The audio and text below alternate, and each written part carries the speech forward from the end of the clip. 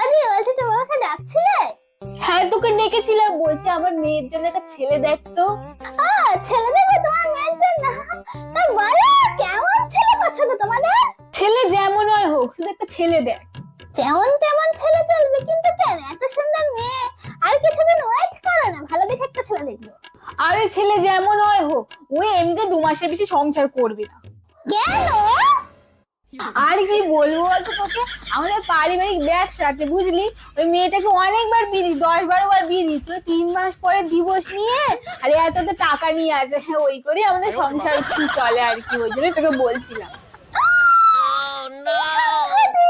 ওই জন্য